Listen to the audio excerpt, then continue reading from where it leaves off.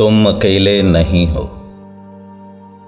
समझ लो कि ये ज़ुबान मेरी और गुफ्तगू तुम्हारी है। हाथ मेरा और साथ तुम्हारा है।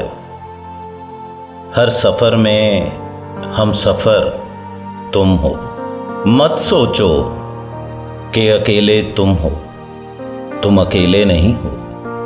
मंज़र बदलने वाला है, आसमान रंगने वाला है, आंसू थमने वाले हैं, हम साथ चलने वाले हैं। तुम अकेले नहीं हो।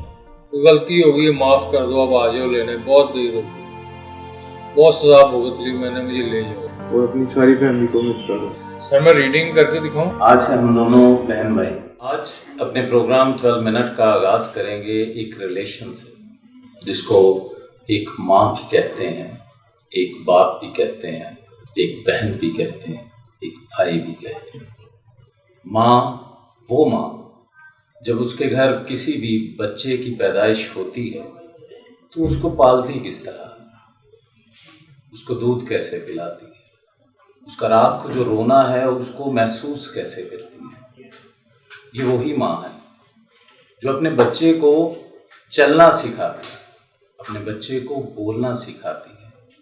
जब हम किसी भी तकलीफ़ में हों, मैं अपने नाज़रीन से भी यही पूछूंगा कि जब हम किसी तकलीफ़ में हों, अल्लाह के बाद जो सबसे पहला लफ्ज़ निकलता है वो माँ का निकलता है। मगर आज मैं जिस जगह, जिस अदारे में आया हूँ वो एक फाउंटेन हाउस है।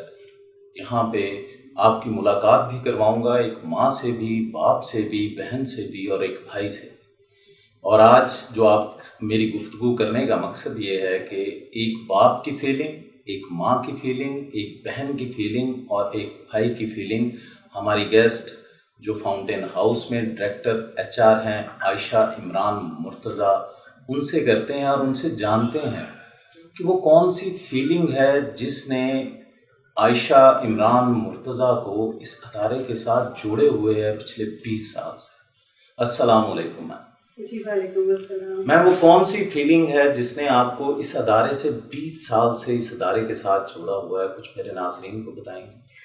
बिस्मिल्लाहिर्रहमानिर्रहीम। मैं मुबारकबाद देती हूँ आपको। मैं 20 साल से फाउंटेन हाउस में काम कर रही हूँ। प्रॉब्ली आप पहले शख्स हैं जिसने मुझसे ये सवाल किया, तो ये बड़ा खूबसूरत सवाल आपने किया।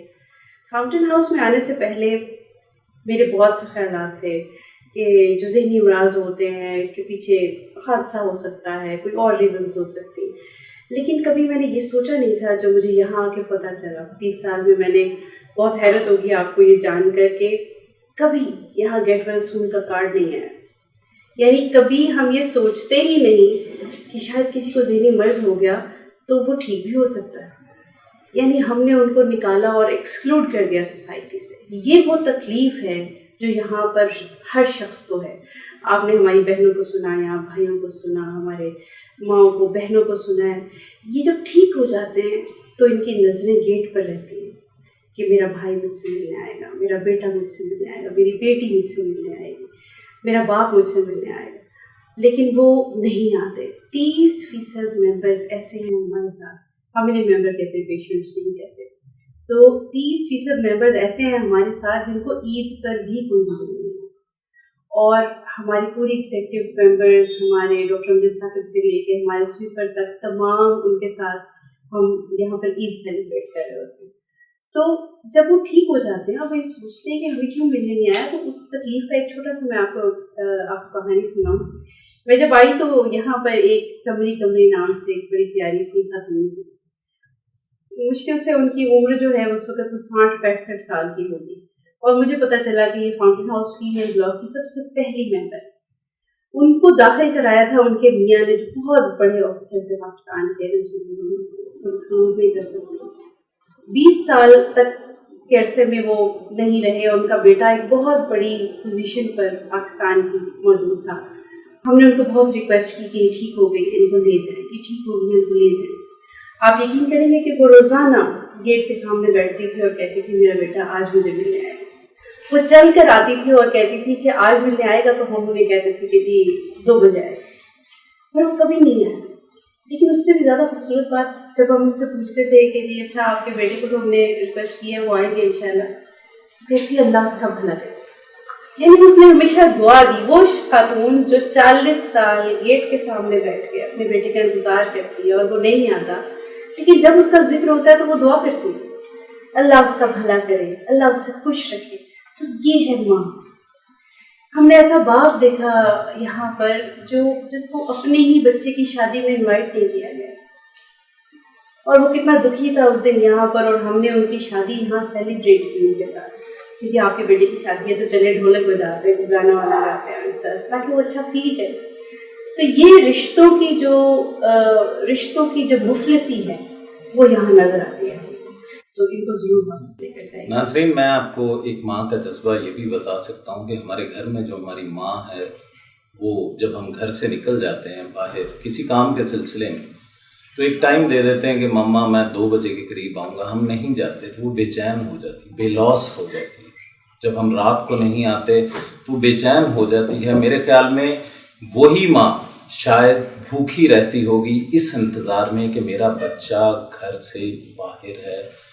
मैं वो बदनसीबों के बारे में सिर्फ इतना कहूँगा जो अपनी माँ को फाउंटेन हाउस में, जब वो ठीक हो जाते हैं, छोड़ तो जाते हैं, जब ठीक हो जाते हैं उन्हें लेने नहीं आते। और एक बाप की फीलिंग भी आपको यहाँ पे बताऊँगा कि बाप होता क्या है। एक बाप जो सारे घर का रहनुमा होता है, जो अपने जूते नहीं लेता ईद पे, अपने कपड़े नहीं लेता, जितनी उसकी तनख्वाह होती है उस तनख्वाह में वो गुजारा करता है, कुर्बान कर देता है अपने आप को। मगर आज हमने इस फाउंटेन हाउस में उस बाप को भी देखा और उसके आंसू भी देखे कि यार इस तरह के लोग भी होते हैं जो अपने माँ बाप को उस जगह छोड़ जाते हैं जिनकी पूरी जिंदगी कुर्बानी होती है। मैं आपसे क्वेश्चन करूंगा, इस फाउंटेन हाउस को किस तरह चलाया जा रहा है, कौन फंडिंग कर रहा है, उस बारे में कुछ कहना है? जरूर बताती हूँ। 1971 में इसको शुरू किया था प्रोफेसर डॉक्टर रशीद चौधरी ने। बेसिकली फाउंटेन हाउस दुनिया का पहला फाउंटेन हाउस न्यूयॉर्क में मौजूद है, और ये दुनिया का दूसरा फाउंटेन हाउस है जो पाकिस्तान में बनाया गया, लाहौर के शहर में। इस वक्त 3 फाउंटेन हाउसेस पाकिस्तान के हैं जो कि इसी NGO के अंडर है, जो लाहौर मेंटल हेल्थ एसोसिएशन है ये, और इसके अलावा 400 से ज़ायद फाउंटेन हाउसेस पूरी दुनिया में मौजूद हैं। लेकिन आपको बड़ी खुशी होगी ये जानकर कि वो सब गवर्नमेंट फंडेड है, लेकिन ये आम लोगों की मदद से। गवर्नमेंट क्यों नहीं फंडिंग करती? यहाँ पे मैंने देखा है जिस तरीके से आप लोग मेडिसिन का अरेंजमेंट कर रहे हैं, कभी गवर्नमेंट ने इस तरफ नज़र नहीं की, इन बच्चों की तरफ, इन वालिदैन की तरफ देखा नहीं गवर्नमेंट? जी, गवर्नमेंट की हेल्थ प्रायोरिटी नहीं है, और फिर mental health comes in the last. Having said that, हमें एक छोटी सी रकम जो है वो मिलती है दवा की मद में, जो हम ज़कात बैतुल माल की तरफ से, ज़कात नशर की तरफ से, तो वो इतनी कम है कि वो एक दिन में हम गरीब मरीजों को दे देते हैं। दरअसल ये एक ऐसा बर्डन है, मेंटल हेल्थ का बर्डन, जब क्योंकि ये लाइफ लॉन्ग है, ज़िंदगी भर इसको मेंटेन करना होता है, तो जो फैमिलीज़ होती हैं वो पुअरर होती जाती हैं। आपने बड़ी खूबसूरत अभी एक बात की, मैं ज़रूर चाहूँगी एक चीज़, हम पहले साइको सोशल रिहेबिलिटेशन मॉडल है जो कि पेपरलेस है, तो हमारी 260 पब्लिश्ड रिसर्चेज है पूरी दुनिया में। तो एक दिन ऐसे हम बैठे हुए थे तो हमारे ज़हन में आया कि देखते हैं कि वो कौन सा रिश्ता ऐसा है जो सबसे ज़्यादा फॉलोअप करता है अपने मेंबर का। तो हमारे पास तो बहुत सा डाटा है माशाल्लाह, इस वक्त सबसे ज़्यादा बड़ा डाटा हमारे पास ये है पाकिस्तान में। तो हमने पिछले साल जो है वो 1.25 लाख मरीज़ देखे हैं, so you can well imagine कि हमारे पास बहुत बड़ा डाटा है। तो हमने जब देखा कि कौन सा ऐसा रिश्ता है जो सबसे ज़्यादा लॉन्ग फॉलोअप करता है, सबसे ज़्यादा केयर करता है अपने मेंबर की, और वो आता है, सबसे कम कौन आता है, ये आप सबके लिए जानने वाली बात है। जी, सबसे कम रिश्ता कौन सा आता है? अगर तुम बच्चे ही होंगे, एनी स्पेसिफिक? बेटा। वाह, ओनली 1.7% बेटा, जिसके लिए हम बहुत दुआएं करते हैं, जिसके पैदा होने पे बहुत ढोल बजाए जाते हैं, जिसके पैदा होने के लिए 4 बेटियां और 5 बेटियों के बाद भी यही आस होती है कि बेटा हो जाए काश, तो ये वो बेटा है। और माँ के बाद बेटी का सबसे बड़ा नंबर है। मैं अपने नाज़रीन से कुछ इस इमोशनल थोड़ा सा ऐड करना चाहूँगा कि नबी सल्लल्लाहु अलैहि वसल्लम के घर में بیٹی پیدا ہوئی جن کا نام فاطمہ ہے، اور ہم اپنی بیٹیوں کے ساتھ کیا ویسا سلوک کرتے ہیں اس معاشرے میں؟ نہیں کرتے۔ کیا ہم صرف یہی جانتے ہیں کہ یار ہمارے گھر میں بیٹا پیدا ہو جائے تاکہ وہ ہم جب بوڑھے ہو جائیں تو وہ ہمارا سہارا بنے؟ کتنے % بیٹے ہیں جو اپنے والدین کا سہارا بنتے ہیں؟ اور آج کل کے دور میں 2023 کے دور میں تو ہم تو صرف موبائل پہ اپنے بیٹوں کی شکل دیکھتے ہیں، کیونکہ ان کے پاس ٹائم نہیں ہے۔ ان کے پاس ٹائم دینے کو ہے تو ان کو اپنے بچوں کے لیے ٹائم ہے، اپنے ماں باپ کو دینے کے لیے ٹائم نہیں ہے۔ ناظرین، خدا را میں ان بچوں کے آگے اپیل کر رہا ہوں، ان لڑکوں کے آگے اپیل کر رہا ہوں کہ خدا را اپنے والدین کو اف تک نہ کہو، کیونکہ قرآن پاک میں اللہ تعالیٰ کی ذات نے فرمایا ہے کہ اپنے والدین کو اف تک نہ کہو جب یہ بزرگ ہو جائے۔ تو خدا را اپنے والدین کا احترام کریں۔ میم، یہاں پہ ڈفرینٹ ڈپارٹمنٹس ہیں، موسیقی کا ہے اور ایکٹر جو روحی بانو صاحبہ کے نام سے ہیں، تو کبھی آپ نے کوئی اس طرح سال میں کبھی ان کے کروائے ہوں فنکشنز وغیرہ؟ جی بالکل، ہمارا بڑا ریگولر بیسکلی یہ جو بڑی ہولسٹک اپروچ ہے جو ہماری یہاں پر ہم سائیکو سوشل ریہیب میں ہم یوز کرتے ہیں۔ جب کوئی ممبر یہاں پر داخل ہوتا ہے، بیسکلی او پی ڈی کے تھرو ہی ریفر ہوتے ہیں، تو ایکیوٹ ٹریٹمنٹس، پھر دین سب acute and then long term. جو ایکیوٹ ٹریٹمنٹ ہے اس میں تو آپ کو بایولوجیکلی لیٹرلی کنسلٹنٹس ہیں، وہ کافی حد تک آپ کے سمٹم سیٹل ہو جاتے ہیں، دین آپ سب ایکیوٹ آ جاتے ہیں۔ سب ایکیوٹ میں بہت خوبصورت جو کانسیپٹ ہے نا، یہ ہماری الائڈ تھراپیز ہے جو بھی آپ نے بات کی۔ تو یہاں میوزک تھراپی ہوتی ہے، سائیکو ڈراما تھراپی ہے، آرٹ تھراپی ہے، کیلی گرافی یونٹ ہے، then we have reading therapy, sports ہے، دین مینی ادرس۔ اچھا، اس میں ہم ڈفرینٹ ایونٹس آرگنائز کرتے ہیں، جیسے کہ ابھی ہم سیٹرڈے کو، ہر سیٹرڈے آلموسٹ تھرڈ سیٹرڈے کو ہم ایک سوشل ایوننگ کرتے ہیں، اس میں ہم لوگوں کو بلاتے ہیں اور ہم اسٹیج کرتے ہیں ان کو، تو پھر دے پرفارم آن اسٹیج۔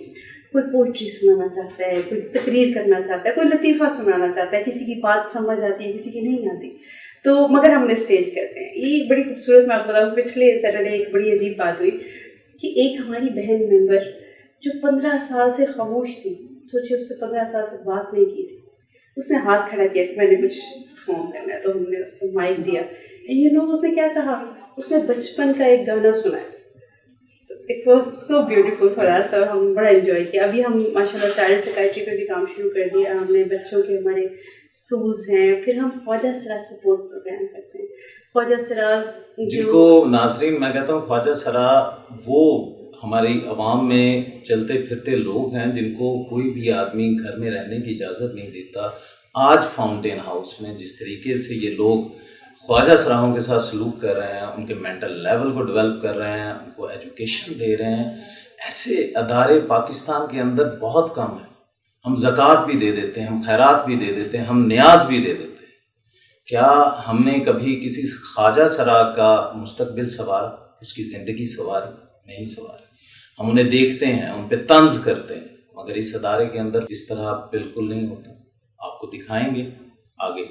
میرے بچے، میں 14 ماہ سے اس ادارے میں ہوں اور میرے بچے مجھ سے 14 ماہ میں نہیں مل رہے، تو کائنڈلی ان سے مجھے ملا دیا جائے۔ میں ان کو ڈیلی بہت مس کرتا ہوں اور اپنی ساری فیملی کو مس کر رہا ہوں۔ آج سے ہم دونوں بہن بھائی۔ سر ملنے کوئی نہیں آتا، یہ تو فرام سنس 16 ایئرس سے ہو رہا ہے، لیکن بھائی بڑا بھائی اکیلا آتا رہا ہے اور 5-6 سال آتا رہا ہے۔ اس کے بعد سے اب تک اس کا کوئی کانٹیکٹ نہیں۔ اس کے بعد وہ زکوٰۃ پہ کروا گیا، اور اس کے بعد اس نے جو ہے نہ پیمنٹ کرنے آیا، نہ اس نے کوئی پاکٹ منی دینے آیا، نہ وہ کوئی جو ہے کپڑے جوتی کوئی چیز پرووائڈ کرنے، ایک فون تک اس کا دوبارہ پر نہیں ہے۔ ناظرین، ایسے ہوتے ہیں بھائی، پاکستان کے اندر ایسے ہوتے ہیں بھائی، اور 2023 میں ایسے ہی ہوتے ہیں بھائی۔ شاید کہ ہم اس ڈگر پر چل گئے ہیں کہ قیامت بھی آنے والی۔ آپ کچھ میرے ناظرین کو یہ بھی بتائیں کہ آپ کی مدر کے حوالے سے آپ کچھ کہنا چاہتے ہیں؟ ہاں جی سر، میں اپنی مدر کے حوالے سے یہ کہنا چاہتا تھا کہ مجھے جب لاسٹ ٹائم میرا بھائی آیا تھا تو ان کی تقریباً 70th یا 72nd برتھ ڈے کے دن وہ آیا تھا۔ اس نے بتایا تھا کہ آج والدہ کی سالگرہ ہے، تو میں 6-7 سال سے 7-8 سال سے کوئی اطلاع ہی نہیں ہے کوئی خیر خبر ان کی، اور اڑتی اڑتی کئی بہت عجیب و غریب سی خبریں سن رہا ہوں. تو جو ہے جو باہر سے پرانے دوست یہیں پر رہ کر گئے ہیں آ کر بتاتے ہیں، موبائل اپنا لاتے ہیں، نیٹ پر شو کراتے ہیں، یا کسی طرح بھی ان کو اڑتی اڑتی سی نیوز ہوتی ہے، کنفرم نہیں ہوتے کہ وہ خیر خیریت سے ہیں کہ نہیں. میں صرف یہ جاننا چاہتا ہوں. محمد علی کیفی ابھی میں دیکھ رہا تھا تو یہ ایک بک کا مطالعہ کر رہے ہیں. میں ان کے فیملی کو یہی کہوں گا کہ یہ بالکل پرفیکٹ، یہ عام آدمی کی طرح زندگی جی سکتے ہیں. خدا را اس بھائی کو بھی لے جائیں. سر میں ریڈنگ کر کے دکھاؤں؟ سر بالکل کروا. میں آپ کو انگلش میں کر کے Oxford atlas for Pakistan, new edition 1981. آپ دیکھیں میں ایگزیکٹ صحیح پڑھ رہا ہوں. تو یہ دیکھ لیں کہ یہ میرے بھائی نے کس طرح پڑھا. شاید کہ میں بھی اس طریقے سے نہیں پڑھ پاؤں گا. تو کچھ میرے ناظرین کو کہنا چاہیں گے، اپنے خاندان کو، اپنے والدین کو کچھ کہنا چاہیں گے؟ سر میں صرف یہی کہنا چاہوں گا کہ اگر کوئی انجانے میں واقعی میں بیمار تو ہوا تھا، تو غلطی ہوگی ہے، معاف کر دو، اب آ جاؤ لینے. بہت دیر ہو گئی، بہت سزا بھگت لی میں نے، مجھے لے جاؤ. اب تو میں واقعی برا ہونے کے قریب آیا. دیکھیں بال سفید ہو گئے ہیں، داڑھی بھی سفید ہو گئی. پلیز ان کے خاندان والوں کو یہی کہوں گا یار لے جاؤ، تاکہ یہ اپنی زندگی دوبارہ سے جی سکے، خوش ہو سکے، اس معاشرے کا حصہ بن سکے جہاں پہ ہم رہتے ہیں. اس بھائی کو خدا را یہاں سے لے جائیں. تو میم آخر میں میرے ناظرین کو کچھ کہنا چاہیں گے، کچھ اپیل کرنا چاہیں؟ دیکھیے میں ایک بات بڑی خوبصورت آپ کو بتاؤں کہ لوگ یہاں ایسے بھی ہیں، رضاکار ایسے ہیں جو یہاں آتے ہیں اور اپنا وقت بتاتے ہیں یہاں پر. کسی کو ماں بنا لیں، کسی کو آنٹی بنا لیں، کسی کو بہن بنا لیں، کسی کو بھائی بنا لیں. اس کو مہینے میں کسی ایک دن کوئی سینڈوچ لے آئیں، کوئی پھول لے آئیں، کچھ بھی. اگلے مہینے آپ پھر آئیں ان سے ملنے، آپ یقین کیجئے کہ ان کے دل سے آپ کے لیے دعا نکلے گی. اور تیسرے ماہ میں وہ اس گیٹ پر آپ کی نظر جمائے آپ کا انتظار کر رہے ہوں گے. ایسی بے لوث محبت، ایسی خوبصورت دعا آپ بہت قیمتی ہے. آپ کی زندگی بدل جائے گی. آپ کی جو ایموشنل انٹیلیجنس، آپ کی ذہنی صحت، آپ کی ویسے جو اوور آل اکنامک صحت، میں سمجھتی ہوں ہر لحاظ سے آپ بہت اچھا فیل کریں گے. تو I request you to adopt a member from Fountain House. This will be a great effort. آپ کی زندگی بھی بدلے گی اور ہمارے ممبرس کی بھی. میم آخر میں فاؤنٹین ہاؤس کے ممبرانس کے لیے کسی شاعر نے کیا خوب کہا ہے، میرے گمشدہ، میرے گمشدہ، ابھی وقت ہے، ابھی سانس ہے، ابھی لوٹا میرے گمشدہ. مجھے ناز ہے میرے ضبط پہ، مجھے پھر رلا میرے گمشدہ. یہ نہیں کہ تیرے فراق میں میں اجڑ گیا یا بکھر گیا، ہاں محبتوں پہ جو مان تھا نہیں رہا میرے گمشدہ. مجھے علم ہے کہ تو چاند ہے کسی اور کا، مگر ایک پل میرے آسمان حیات پہ ذرا مسکرا میرے گمشدہ. تیرے التفات کی بارشیں جو میری نہیں، تو بتا مجھے تیرے دشت چاہ میں کس لیے میرا دل جلا میرے گمشدہ. گھنے جنگلوں میں گھرا ہوا ہوں، گھنے جنگلوں میں گھرا ہوا ہوں، بڑا کھپ اندھیرا ہے چار سو، کوئی ایک چراغ تو جل اٹھے ذرا مسکرا میرے گمشدہ. ابھی وقت ہے، ابھی سانس ہے، ابھی لوٹا میرے گمشدہ. नाजरीन, अपने मेज़बान को इजाज़त दीजिएगा। राना बाबर मसूद, खुदा हाफिज।